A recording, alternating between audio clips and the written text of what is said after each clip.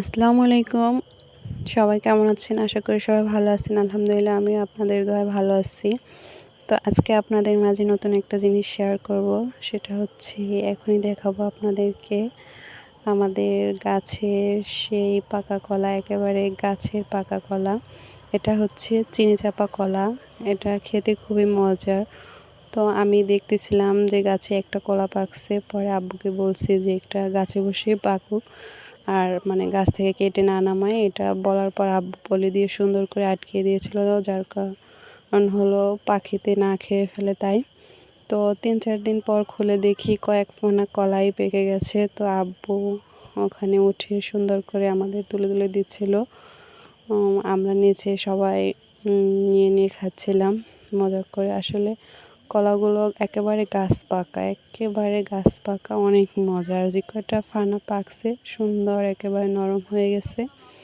আর আব্বু আমাদেরকে তুলে তুলে দিচ্ছিল, আর সেও গাছে বসে সুন্দর করে খাইতেছে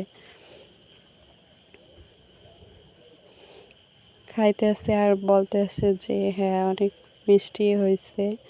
একেবারে গাছ পাকা কলা, পিওর, কোনো ঝামেলা নাই, একেবারে ভেজাল মুক্ত। তো এ হচ্ছে আমাদের ফ্যামিলির সবথেকে ছোট বাবাটা, আমাদের সবার খুবই আদরের। আমার আব্বু তার ছোট নানা ভাইকে সুন্দর করে উপরে উঠিয়ে দিচ্ছিল আর বলছিল যে নানা ভাই আজকে গাছ থেকে কলা তুলে আনবে। তো তাই তাকে উঠিয়ে দিল আর বলতেছে নানা ভাই তুমি ওইটা আনো, ওইটা আনো। তো সে কাঁচাগুলো নিয়ে টানাটানি করে পরে একটা লাঠি দিয়ে দেখিয়ে দিল যে তুমি ওইটা আনো। পরে সে সফল হয়েছে, সে তুলে সুন্দরভাবে তার নানা ভাইয়ের হাতে দিল। আমরা সত্যি এই দৃশ্য দেখে অনেক খুশি হয়েছি। সে আরেকটা তুলছে, একেবারে ছোলা একেবারে ছিলিয়ে গেছে। তো সে আরও ট্রাই করতেছে, বাট পারতেছে না। আব্বু আবার দেখিয়ে দিতে আসছে যে না উপরের ওইটা নরম হয়েছে, ওইটা আনো, ওইটা আনো। পরে সে ওইটা ট্রাই করতে করতে দেন হচ্ছে সে ওটায় সফল হয়েছে। সে একটু ভয় পাইতেছিল, একটু নিচের দিকে তাকাইতেছিল, বাট সে অনেক সাহসী। তো এরপর তাকে নামিয়ে নেওয়া হলো। আব্বু ওকে ধরিয়েছিল ও যাতে পড়ে না যায়। পরে নিজে গাছ থেকে তুলে আনছে, সেটাই নিজে আবার খাচ্ছে।